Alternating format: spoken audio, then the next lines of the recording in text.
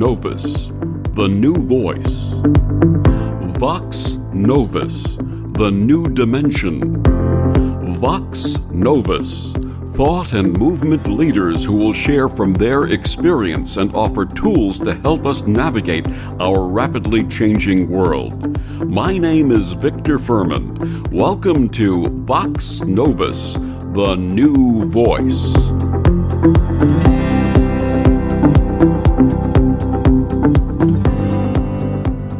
How may the healing messages of Edgar Cayce, combined with naturopathy, holistic health, and spirituality, be channeled into an amazing healing practice? My guest this week on Vox Novus, Dr. Pearl Maria Wilkinson, is a third-generation custodian of the Cayce Health Principles, a board-certified traditional naturopath, colon hydrotherapist, certified holistic health coach, Detox Specialist, and the visionary founder of Pearl Wellness and Detox and The Well and the Way, a 501c3 healing and spiritual organization. A lifelong learner, Dr. Pearl Wilkinson completed her Master of Divinity at Yale Divinity School, where her work explored spiritual formation, pastoral care, and integrative wellness leadership. Her holistic medical training includes a certification in nutritional coaching from the Institute of Integrative Nutrition, a professional certificate in colon hydrotherapy from the International School of Colon Hydrotherapy, and board certification with the American Association of Drugless Practitioners. Her website is pearlwellnessdetox.com, and she joins me this week to share her path and mission. Please join me in welcoming to Vox Novus Dr. Pearl Wilkinson. Welcome, Dr. Pearl. Thank you so much for having me here. It's a pleasure to be with you today. Dr. Pearl, please share with us your early path and how it inspired your calling. Earliest path and memory that I have that I would say inspired my calling would not just be one memory. And I think this is true of many people. When we think back on our lives, there's probably a handful of things that contributed to the person we become in our calling. And for me, I think it was a combination of my family's deep spiritual, mystical, and religious pursuits, and that we were very involved as a family. And I know we'll probably talk about this more, but in the readings of Edgar Cayce, we were also heavily involved in the charismatic movement of the early 80s in the Bronx. I grew up in the northwestern area of the Bronx, right off of Broadway, and our local Catholic church was part of a Spanish-speaking charismatic movement called El Movimiento Carismático. And this was a really fervent movement of people seeking the Holy Spirit and seeking a deeper experience of God within a more traditional religious setting. And then outside of that, my mother's involvement alongside those religious activities with the Edgar Cayce readings, which is truly more mystical based through a search for God material. And so I had this incredibly rich panoply of just in insights and expression and exposure to all sorts of movements toward God, if you will. And that alongside my mother and my grandmother's practicing the health wisdom from the Edgar Cayce readings just made me very aware of things like diet and nutrition and juicing and alkalinity, way before these were things that we spoke about in everyday society. And to boot, my mother would get us on the train, on the one train where we grew up in that northwest section of the Bronx, right just next to Riverdale. And we'd get on the one train and we'd go all the way down to 14th Street to get to one of the only health food stores existing in New York City back in the late 70s and early 80s. And it was a market that still is in existence down in that Chelsea area. It is called Integral Yoga, and it was a health food store that was attached to a yogic philosophy and yoga training and meditation and development center from a more Eastern background. But that's just to say that we really had to spend some time and energy to acquire and go and find the foods that would really help us to practice the kind of diet that my mother and grandmother were studying through the Edgar Cayce readings and really putting the highest quality foods in our body. And so, if you can imagine, we were a family of four at the time, all on the train to get to a health food store from my earliest days, maybe even before I could walk. That left quite an impression on me that health was really important and that care of the body and care of the diet were paramount. And I grew up in a world where this was very much normal and just what we did. We made our own peanut butter inside of integral yoga by grinding the peanuts before our very eyes. And we were fascinated as children. You might liken it to the glow in the children, if you know the movie Charlie and the Chocolate Factory, the old edition from the 80s, when all the children go into the candy shop to be with the candy man and get their chocolate. It's like there's wonder and awe in the eyes of these children because he is supplying such a wonderful experience through their chocolate. For me, it was the health food store and little carob treats that we were able to get when we visit the health food store and serve our own honey because we were buying honey that was essentially available in bulk, and we'd pour it out of the dispenser into our, plastic container where they'd weigh it at the front of the store. So just little things that I was exposed to that brought a sense of wonder and magic and freedom and expansiveness into the vibration of my experience from my youngest and earliest days. I mean, that really left quite an impression on me.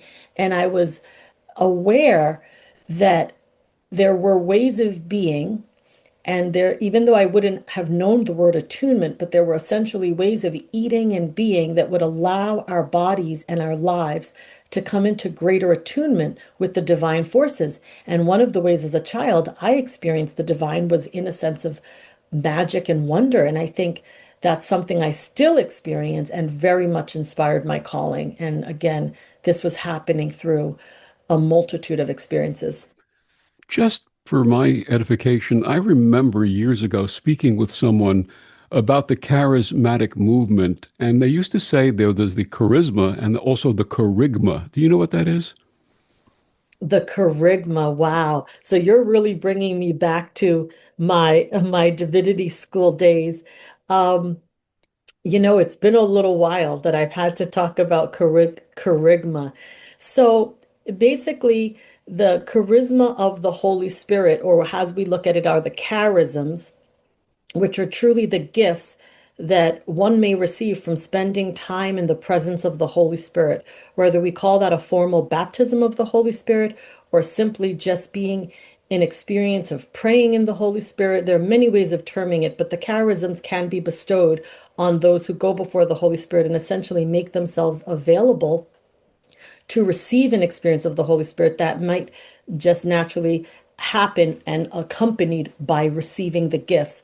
Okay, the kerygma is really the core announcement of the gospel and is also a bold public declaration of the calling to profess faith and essentially faith about the life of Jesus, his death and resurrection. This is such a powerful, we might even think of kerygma as a form of evangelism, but when somebody is really caught up in the Holy Spirit, it's expressed almost as a fire. And we think of, the morning of Pentecost where the disciples were in an upper room and bystanders even thought they were drunk and they were at that moment speaking in tongues. Of course, we know that as a different gift of the Holy Spirit, but the point is that there's a boldness that generally accompanies the kerygma, which makes it a specific form of evangelization and a movement of the Holy Spirit that usually the bystanders and onlookers will know is different than their everyday lives. And that's certainly been true for me, both my upbringing as a girl and even today when I'm in a space and there is a bold movement of the Holy Spirit. It's unlike anything else I've ever seen or known. Beautiful. Thank you for sharing that. That's wonderful. Thank you. Tell us a little bit more about how your spiritual calling led you to colleges and other institutions of divine calling. I did my undergraduate work at Amherst College, and that is a liberal arts college that does not involve itself a whole lot in religious studies or spiritual phenomena or even New Age topics. And I realized that if I wanted to have a more holistic experience, I would have to seek out a very different kind of education. And so in my early 20s, I started to travel the world and I spent quite a bit of time in Latin America. I spent quite a bit of time also in Europe, and I didn't know it at the time, but I was searching to be able to find a match. I was looking for parity between what I knew was the best of the best that I'd learned in my own home and what I was seeing in the outer world. And I didn't know what I was searching for, but I know I was looking for the experience of God in the nations, and I was looking for the experience of God in other parts of the world to kind of almost feel that I could make some harmony or create some evenness between my internal world, my upbringing, and what I was experiencing as a young person. And so that led me on this vast search and brought me down all sorts of roads and into all sorts of experiences, some of them better than others.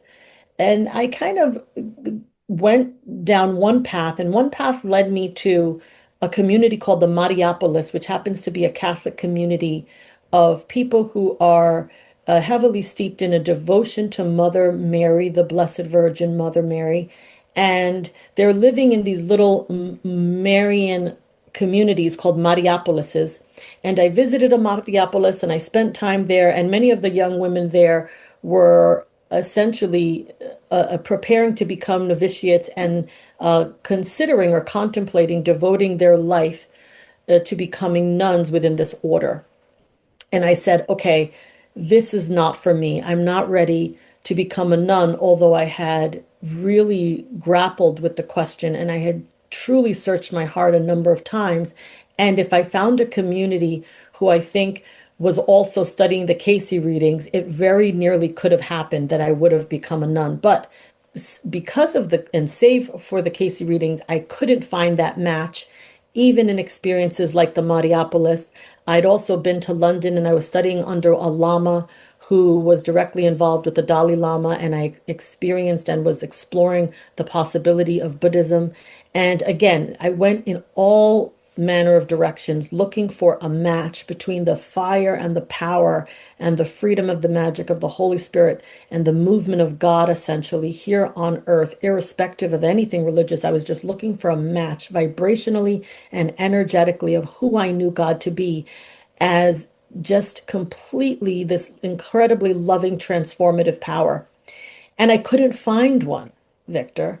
I think that's what I came up with is, wow, what I got through my education in the charismatic movement, but also through the love of God that I saw my mother embody, and also her expression and studies in the Cayce reading, created an environment, almost, if you will, an oven that was baking me and preparing me for life within a religious background that was so great and powerful that I struggled to just, again, find myself because what was so freely available to me as a young child felt harder and harder to stay in touch with as a young adult.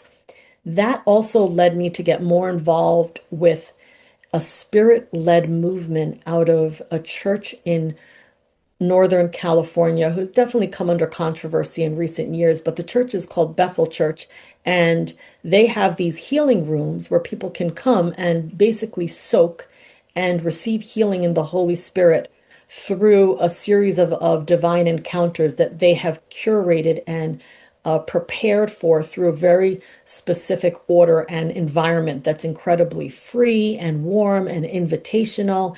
And it was back to an experience I had of saying, okay, now we're talking. The God I knew and the God I fell in love with as a child was not judgmental, was not rigid.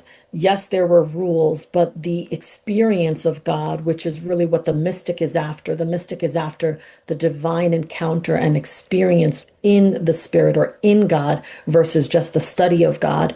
And I kind of found a likeness through the Bethel movement because I think part of what they were practicing was such a warm, inviting, liberating, healing experience. So I said to myself, I said, okay, they're onto something here, but I still did not feel called to necessarily become Bethel if is a part of or once was a part of Assemblies of God or something to do with that aspect of Christianity in at least in the US today. And so I just didn't feel that I was supposed to necessarily join in and adopt that whole church and fellowship experience. I know many people who wound up moving to Redding, California to be more involved with the Bethel community because they were truly, it was just such an awesome and wonderful experience. And so since I didn't feel a calling to join them, I came back to my everyday life and I just kept wondering like, where am I going to experience more of God? And I wound up settling into a practice over time. It's not where I began professionally, but I wound up settling into a practice that got me into applying some of the Edgar Cayce material on health and on care of the body, and namely specifically the care of the colon. So it led me through the Cayce work into a profession in colon hydrotherapy. And as I was practicing as a colon hydrotherapist and gut specialist on the Upper West Side of Manhattan in around the year 2010. Actually, I started in other centers in New York City, low down in the area of Union Square, and wound up settling in a private practice a couple years later by 2012 on the Upper West Side. And while I was in that practice, I still felt there was more for me in the realm of God's goodness. I wasn't expecting it to come in any one package, and I was not being sufficiently fed by any of the churches I was involved in. It was the experience of almost feeling like I was coming ready for a buffet, but that I was being given like maybe a thimble serving or a cupful of something that was divine. And I just had such a strong hunger and appetite for more of what I experienced as a child. That is what led me, Victor, all of this searching and probing and studying and researching. Where could I experience more of this direct encounter? Part of it was I was going to, and I didn't know it yet over time, develop more maturity in my own spiritual practices internally. And the other piece of that was wanting to expose my clients and patients to possibilities for divine healing alongside their physical healing, and helping my patients and clients to know that the two are really one. As we heal physically, we heal spiritually. And as we heal spiritually, we also heal physically. And there is no separating them, which is another primary Cayce concept, that mind, body, and spirit cannot be separated because they're all one. But I didn't feel adequately equipped to teach on these matters of higher spirituality and higher consciousness without doing some formal study. And so I said to the Lord, I said, well, Lord, I'm not married yet and I don't have children. So surely there's something else you want me to do with my life besides just work in my practice. What else could I do? And I decided I would go to divinity school. And I started at a more evangelical and some would say conservative seminary through Nyack Alliance Theological Seminary. And in the middle of the night, I was away on a retreat, and it was with my favorite professor and his wife. The professor's name was Chuck Davis. And while I was away on retreat in the middle of the night, I received a dream, and the dream was so clear. And I was told that I was going to be going, instead of staying at that seminary, that I would be going and essentially was being sent to Yale Divinity School instead. So at that point, I promptly applied to Yale Divinity School. The application process was already closed, but I felt a calling to just say, okay, God, if this is you, they're going to accept my application. So I picked up the phone, and the person on the other end said, Monday's a holiday. If you can get it to me by Monday, I'll add your application to the bottom of the stack and we'll consider you for this upcoming fall semester. And through many strokes of grace, I was able to pull together all of my recommendations and transcripts and various forms of study and application essay and everything else involved in that and get them to the Yale Divinity admissions office. And that was that. Within a few short months, I was living in New Haven in the Yale Divinity dorm, dorm apartments, if you will. And I was still practicing in New York City, but I was commuting to New York City from New Haven. And my formal education in the Lord essentially began between my time at Nyack Alliance Theological Seminary and then at Yale Divinity School. And while I still could not find the same hunger, excuse me, the same sense of being satiated that I found as a child within the charismatic movement of my church and the Edgar Cayce readings, I did find that my mind and my ways of thinking about who God is and all things divine and pastoral and theological, including church history, were greatly expanded upon. And from that place, I felt that I had enough data to know that what I experienced as a child was truly unique and that more people in the world would benefit from being exposed to both movements that involved the Holy Spirits and movements that involved the Edgar Cayce readings.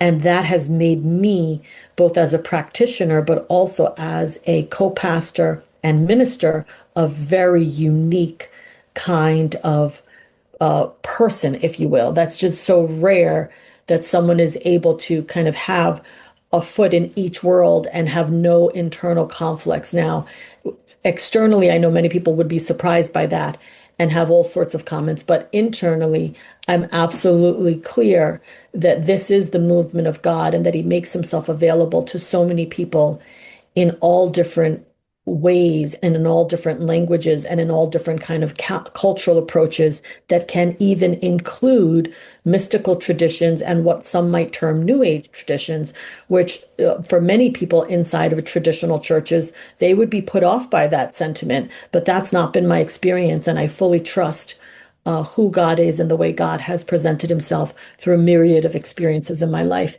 And that's how I got to divinity school. What a wonderful sharing of your path and an example for those who feel the calling and a way that everyone can pursue if they choose to. That voice, that calls you to not only the study, but the love of others, the love of humanity, which is the result of all of the work that you've put in. And that's amazing. And just a quick share, I did not have as convoluted a path as yours, but in my late 30s, I had a calling to that led me to yoga and meditation, and that led me to energy healing. And that led me ultimately to an organization called the New Seminary of New York, in which one of the first interfaith seminaries in the world that totally expanded my understanding of the divine, our connection with the divine, and really what our service should be to one another. So thank you for sharing that story. That was totally beautiful.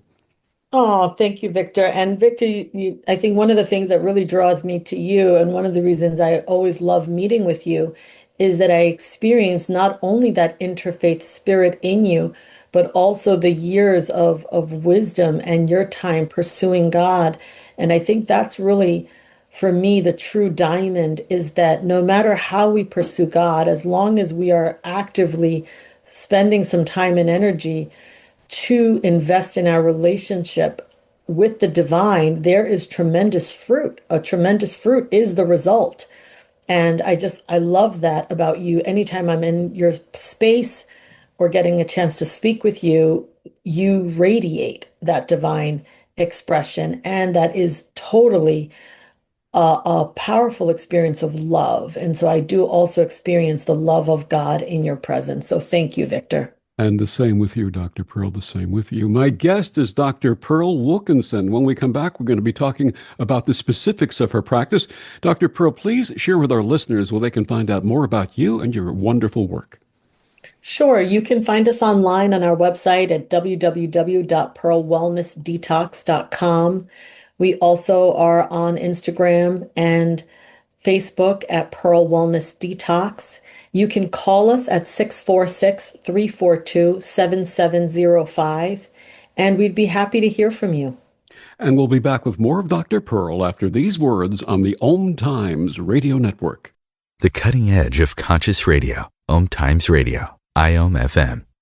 Om Times Magazine is one of the leading online content providers of positivity, wellness, and personal empowerment. A philanthropic organization, their net proceeds are funneled to support worldwide charity initiatives via Humanity Healing International. Through their commitment to creating community and providing conscious content, they aspire to uplift humanity on a global scale. Om Times, co-creating a more conscious lifestyle. Back on Vox Novus, my guest this week is Dr. Pearl Wilkinson. We're going to start talking a bit about her practice. So, Dr. Pearl, tell us about functional medicine and how it applies to your practice. Functional medicine, in overall, just speaking in broad terms, really avails patients and clients the opportunity to bring together the best in the alternative world, or a more holistic approach to viewing the body, both from a perspective of health and disease. And inside that, it also creates space for more traditional Western modern medical approaches as well. So functional medicine is a space where we take a look at the body and the person from a very holistic perspective that's not just mind, body, and spirit, which is a good start, but also socially, relationally, emotionally, and functionally. How is that person operating in their everyday lives? And how is their health contributing or stymieing the process of them getting to live their best expressions here on earth? And so functional medicine to me is just a glorious approach, a glorious way to approach our lives, our bodies, our well-being, in that it combines the best of what we have in labs and blood work and diagnoses from a Western perspective, but then can investigate that more in a more circumspect way and holistically. And I truly love functional medicine. At one point, I think we would have called this form of medicine to some degree integrative, but the functional approach is even a wider view, if you will, and really bringing in that full person and then truly inviting all parts of that individual patient to come forward in the exploration and partnering in their health journey. So they're truly learning about self-healing in the journey and taking on new ways of being responsible for their health. So they're not as dependent on just prescriptions or surgeries or Western medicine alone, where those are all and can be helpful in their respective uses.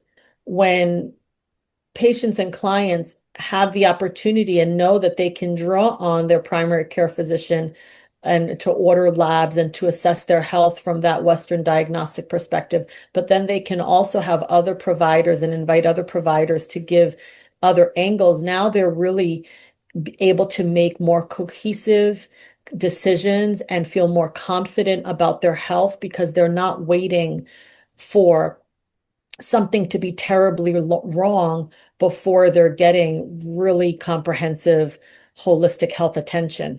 So I hope that explains functional medicine. Absolutely. And the last time we spoke, you said this works in addressing root causes. Absolutely. Yeah. Finding the root cause is what it's all about. Especially in my practice, I can say that I never want to just treat symptoms, because if I'm treating symptoms, I might need to treat that same symptom for 30 years. And that places such an exhaustion on someone's life force and resources and time and energy. I'd much rather get to the root cause, not be just pulling babies out of the water downstream, if you will, but going upstream to figure out, well, why are the babies in the water to begin with, to use a rather disturbing imagery. The getting to the root causes is really about undermining, getting to the core aspect of why is this person experiencing this dis-ease, chronic or acute condition to begin with? What is going on in their life, in their lifestyle, that is causing this. We believe in functional medicine that most things are not genetic. Most experiences of illness can be reversed. And even if they are genetic, we have a lot of control in the gene expression through the understanding and science of epigenetics, which will avail someone to the understanding that just because they may carry a gene that has a propensity towards an expression of a certain disease kind or type, that doesn't mean that they have to get it if they choose lifestyle, dietary, and other practices that help them to stay well. They can control to a large degree their own gene expression. So it's all about a root cause understanding, as you shared correctly. Let's get to the gut. What is the gut microbiome and why is its care important? Well, I'll say that the body as a whole has roughly 38 trillion bacteria living in it, both inside the body and on the skin. We are full. We are in a whole ecosystem walking around each one of us.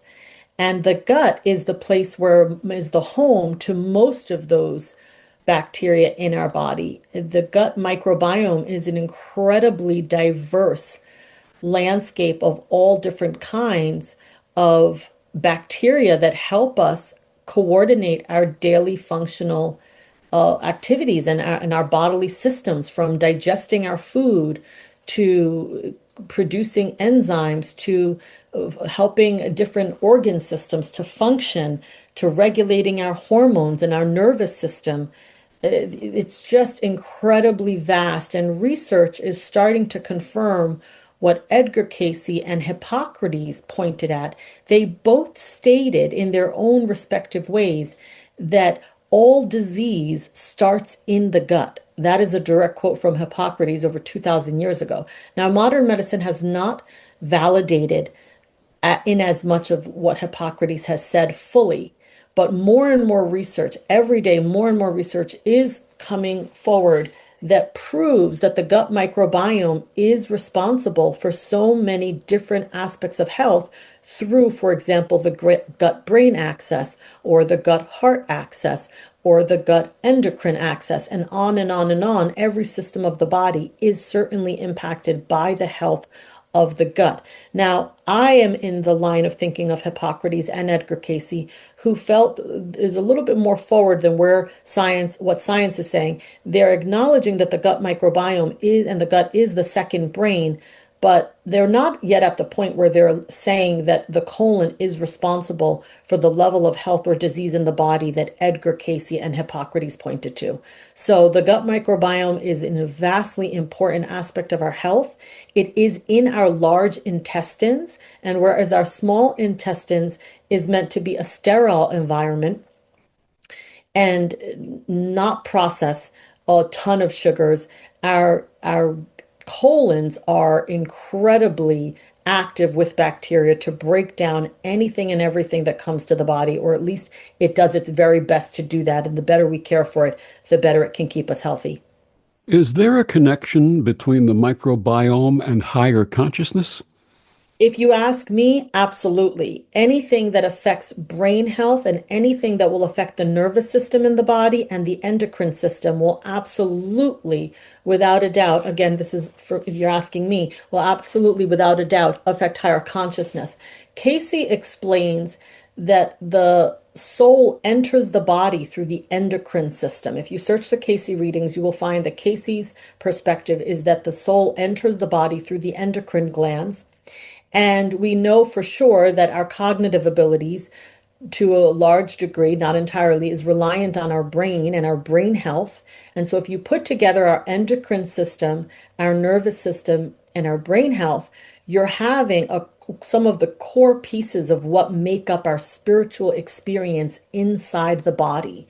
And if you had a way to biohack the body to increase brain health, increase the nervous system health, and increase endocrine health, then you are absolutely going to have greater access to opening the door to higher consciousness. Now, the next thing that will determine whether or not higher consciousness is gained is whether that individual is seeking out the thoughts and interest an aptitude essentially to receive higher consciousness because it's something that is developed for most people a little bit at a time. And that's why in Eastern traditions, one of the symbols of higher consciousness and enlightenment is essentially the lotus flower, which will bloom very slowly, petal by petal. It doesn't just bloom overnight. And so it is a process.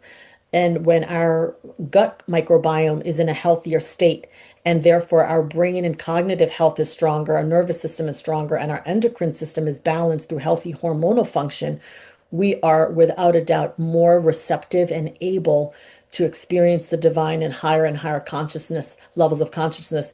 And I will liken it as a simple example, Victor, to an antenna system.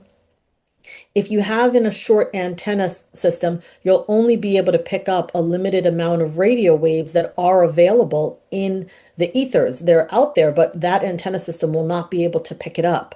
And don't test me. You probably know more about radio systems than I do, but I do know that if you have a bigger antenna system that is stronger, more robust, and taller, that you will, without a doubt, be able to pick up greater numbers of frequencies and radio waves that are also available. So when our systems are essentially prepared from the inside out, our spiritual antenna is much stronger, and therefore we can access higher states of consciousness. Victor, these questions are really getting me into the nits and bits, the nitty gritty here. So, what do we have to do to cleanse that antenna or to cleanse the microbiome system? What do you do in your current practice? Well, one of the things we continue to offer is colon hydrotherapy. We're really huge advocates of colon hydrotherapy as a way to flush the intestines, to flush the large intestines with pure triple filtered water that is temperature and pressure controlled. So it's a very gentle experience with all FDA approved medical devices. And we really endorse flushing the colon just the way you might think of oral cleaning when you go to see the dentist 2 times a year for your regular dental cleaning. You want to refresh that area by cleaning it up, and primarily you can do that with water. Cayce also recommended using a combination of baking soda and salt, sea salt, in the colon to realkalize the colon. He also gave other readings of using a mouthwash, Alkazyme, but originally Cayce gave a reading for a product that went by the name of glycothymoline. I prefer a version that does not have any sodium benzoate or red dye in it. So that's why we go with the Alkazyme that is sold by Bar. Nonetheless, in Cayce's time, glycothymoline was a pure product. So he recommended baking soda and salt and glycothymoline and other things that can be used in either an enema that can be performed at home, or to have a much more thorough cleansing of the large intestines, the gut microbiome. You can do that through a colon hydrotherapy session in office. And how long do those sessions usually take? Roughly an hour to 75 minutes. If someone is coming in for their first session, they may want to just allot themselves 90 minutes on their schedule, just because for a first experience in this style, you want to just have a little flexibility in your day. You don't want to have to be rushing about, right? We're working on someone's bowels. But generally speaking, it's very easy to have a complete session in 1 hour, including the time that it takes to put on the gown and to also use the restroom afterwards. And what do clients experience after these sessions? Well, different clients experience different things, but I would say across the board, almost everyone experiences being physically lighter, because one of the things that happens as a byproduct of colon hydrotherapy is people are able to release years and years of stored and stuck fecal matter that has been sitting in the colon. And if someone has perhaps had a time when they've prepped for a colonoscopy and they've flushed everything out, then they might not have as much buildup these days. But even from 3 to 4 months or a year of not having colon hydrotherapy, quite a bit of waste does accumulate. So once that is released, someone genuinely feels much physically lighter, but they'll also experience feeling emotionally lighter, more relaxed, more in touch and grounded, more in touch with their external experience and reality. It's just for many people, it's so eye-opening that they can feel so much lighter, clearer, and like essentially more wonderful after just having a colonic, because people aren't aware of how much it might be affecting their brain function, how much it might be affecting their moods or mood swings and energy levels and so forth. I'm always amazed when clients afterwards tell me that they can hear better, see better, smell better, or taste better. Sometimes I also hear experiences of how their senses change. And you had mentioned the emotional aspect, and does this stress reduce also? Absolutely. That's part of them feeling lighter afterwards. They usually feel like they're 10 pounds lighter, and it absolutely helps to reduce stress, and not just reduce stress in the moment after they're done, but helps to make their body and mind more resilient to stress going forward, because essentially they become more alkaline as their body has reduced and released all of those waste matters that are highly acidic and usually quite toxic, because that is the body is storing environmental toxins and holding usually some pathogens, some not so good activity as well, in the form of unhealthy anaerobic bacteria, parasites, mold, fungus, or candida in the colon. So as those are wiped out and released from the body alongside with environmental toxins, heavy metals, and old waste matter, people generally feel a lot better and become more resilient overall. My guest is Dr. Pearl Wilkinson. We'll be back with more after these words on the Om Times Radio Network. Humanity Healing International is a small nonprofit with a big dream. Since 2007, HHI has been working tirelessly to bring help to communities with little or no hope. Our projects are not broad mandates, nor are they overnight solutions, but they bring the reassurance that no one is alone and that someone cares. To learn more, please visit humanityhealing.org. Humanity Healing is where your heart is. This is Kathy Beal, host of Celestial Compass, featuring astrology you can use. Celestial Compass points you to what's going on in the sky and what you can do with it down here on Earth. We also explore fun, effective, and cosmic tools for navigating this adventure we call life. Join me the first and third Monday of the month at 5 p.m. Eastern Time for Celestial Compass. It's enlightening, entertaining, and empowering. I never realized that I'd be taking care of a 2-year-old and a 9-year-old on my own. I think men can be a little stubborn sometimes, where pride gets in the way and they may want the help, they may not know how to ask. With my traditions, with the family support in line, and just with my mind frame, I was able to turn a negative into a positive. I knew I needed more tools in my toolbox to take care of these little girls that had just lost their mother. It's time for me to be that father that I knew I could be. I think just being that good role model as well, that models good behavior in front of them, going to work every day, coming home and being able to put on that smile. The biggest reward about being a dad is sitting back and watching your kids be happy. Never stop being a dad. That's dedication. Find out more at fatherhood.gov. Brought to you by the U.S. Department of Health and Human Services and the Ad Council. Grab a cup of tea or a glass of wine and tune in for Inspired Conversations with publisher Linda Joy on Tuesdays at 2 p.m. Eastern. Linda creates sacred space for leading female luminaries, empowering authors, heart-centered female entrepreneurs, coaches, and healers. A soulful venue where guests openly share the fears and obstacles they've overcome, wisdom and lessons learned, and the personal journey that led them to the transformational work they do in the world. Inspired Conversations to empower you on your path to authentic, soulful living. So I'm a cat, and I just moved in with this new human, and she's got this little toy she's always playing with, all day long. Tap, tap, tap, tap, bloop, bloop. She can't put it down. There it is. Oh, and get this. She even talks to it. Last week, she asked it for Chinese, and guess what? Egg rolls showed up. Like magic. Humans have cool toys. A person is the best thing to happen to a shelter pet. Be that person. Adopt. Brought to you by the Ad Council and the ShelterPetProject.org. Hi, this is Bill Maher. I can find humor in almost anything, but one thing I never laugh about is cruelty to animals. If you don't get the joke either, write People for the Ethical Treatment of Animals, 501 Front Street, Norfolk, Virginia, 23510. The more you listen to your kids, the closer you'll be. Find resources to help you support your kids and their emotional well-being at sounditouttogether.org. That's sounditouttogether.org. Brought to you by the Ad Council and Pivotal.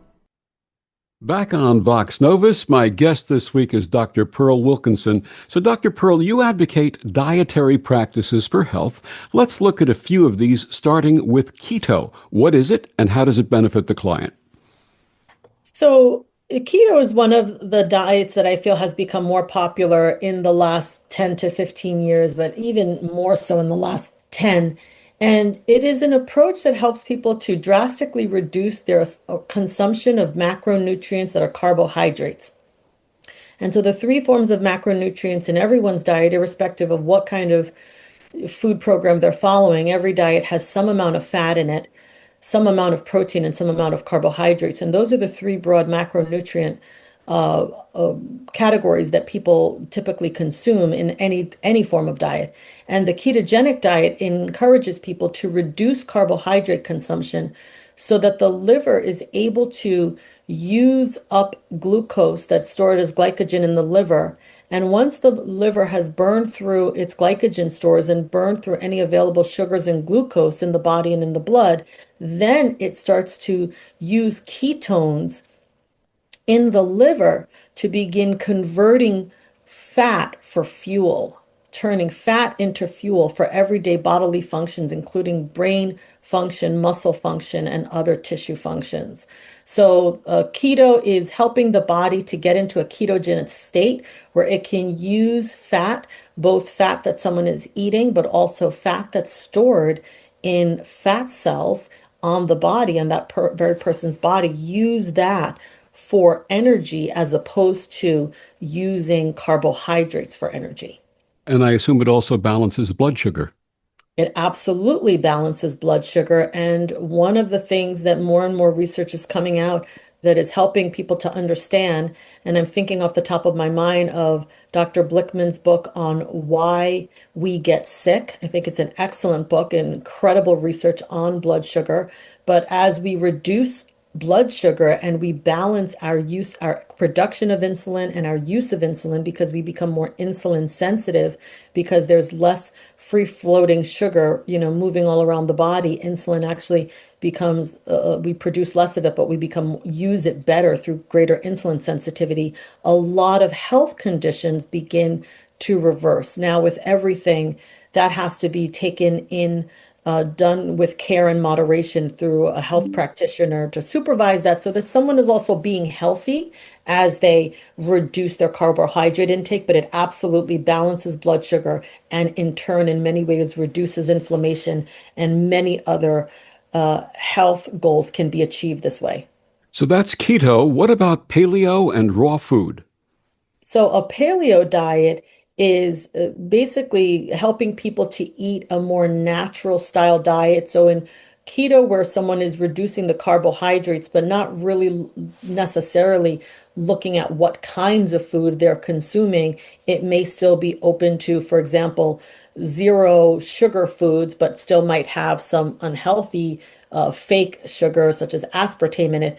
Paleo is really helping people to eat lower carbohydrate foods, but really focusing more on natural foods and limiting grains and limiting sugars as a whole, and going back to foods that an ancient man or woman might have found in their environment, and they're just more simply prepared and sourced. So many of the sugary foods on the market today would not fly in a paleo diet. And then in terms of the raw food diet, that's essentially keeping to eating foods that are just not heated above a temperature that would kill the enzymes, the naturally occurring enzymes, and essentially living aspect in that food.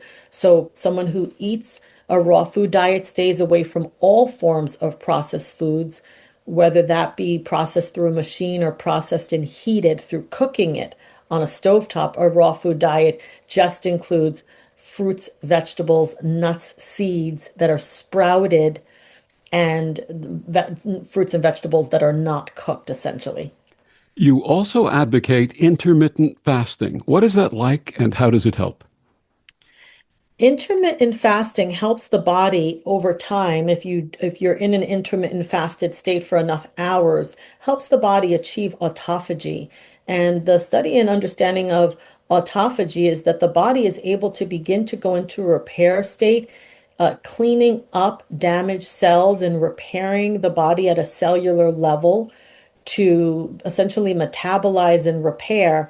And that really tends to help someone feel much better overall. Now, again, these states can sound wonderful, and I highly encourage them. I just want to always make sure that someone is safe in doing it with a healthcare provider to monitor their well-being as they might take on fasting. But essentially, intermittent fasting is a way of life where someone can begin choosing a certain number of hours a day that they will fast, and someone might begin with what is considered a very moderate, easier to do fast, which might be 10 hours of fasting and a 14-hour eating window. And a 14-hour eating window might simply be that somebody begins eating at 8 a.m.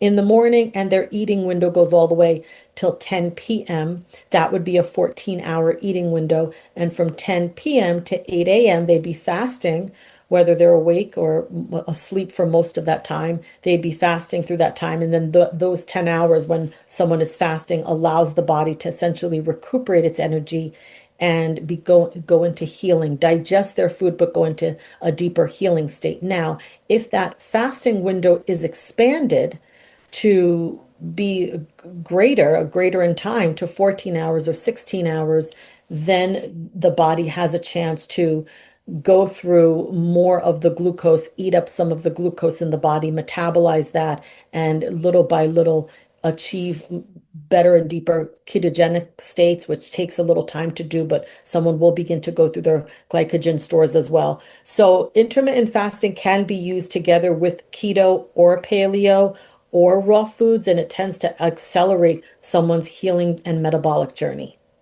Your practice includes spiritual direction for individuals of all faiths and backgrounds, aiming to help clients achieve mind-body-spirit integration for the most balanced, whole, healthy, and vibrant version of themselves. What do you share with your clients in this regard? Victor, I would say it's not so much what I share with my clients, but it's the space that I create for them to share with me. Almost everywhere people go, they're either being listened to or heard through a lens or a box that is increasingly happening in our world for greater efficiency in all areas. But it's truly rare to just have time where someone can come as they are and explore the spiritual experience that they're having in their daily lives. And for some people, they may come to me and begin sharing about a traumatic experiences that they've lived their whole life with and went through since the time they were maybe 3 or 5. Just like one patient I was working with this week. For another person, they might come and simply be sharing with me how their meditation practice is going. And so the terrain of what we might cover and what I might say is vastly different depending on who is in front of me, what philosophy or tradition they are operating in, if any, and what is relevant to them at this moment in their lives. And I think just depending on where that person is, it's a really different conversation. So I can say I'm always offering a degree of listening and compassion and empathy that invites in the presence of God and the presence of the Holy Spirit to guide that individual irrespective of their background. And then the specific subject matter really depends on what they want to discuss. And tell us about holistic spiritual development. What's the connection between higher consciousness and physical health? The development between higher consciousness and physical health really goes back to a large degree, what we talked about earlier was really caring for the gut microbiome and caring for the colon as an essential aspect of health. For many people who look at trees, and if you want to understand the well-being of a tree, it's essential to look at its root system. And for us, we understand our root system through our intestines, that we carry our root structure internally, whereas a tree has its roots exposed in the ground. And the second thing we would look at if we want to look at the health of a tree and its healthiness in life is the soil that the roots are in. We want to examine the health of that soil, the balance of the minerals and micronutrients and oxygenation available in that soil, and whether there are any pathogens that are imbalance or creating a problem. And essentially, the body and higher consciousness is the same. If we care for the gut microbiome, if we care for our intestines, and we care for the nutrients and micronutrients available to our body, and looking at our whole body in its fullness, and we're caring for the workings of all of the organ systems, essentially, we're going to just feel better, live better, look better. And one of the natural byproducts of that experience is we're going to have greater access to higher consciousness through the antenna analogy that I was sharing earlier. My guest, Dr. Pearl Wilkinson. Dr. Pearl, one more time, please share with our listeners where they can connect with you and find out more about your wonderful work. Oh, thank you so much, Victor. Sure. We are on Instagram and Facebook at Pearl Wellness Detox. We are at www.pearlwellnessdetox.com, or you can call us at 646-342-7705. Dr. Pearl, thank you so much for joining us and sharing this wisdom, this wealth of wisdom that you've brought. Thank you so much for having me here. It is always a pleasure to speak with you, Victor, and I can't wait to see you soon. And thank you for joining us on Vox Novus. I'm Victor, the Voice Furman. Have a wonderful week.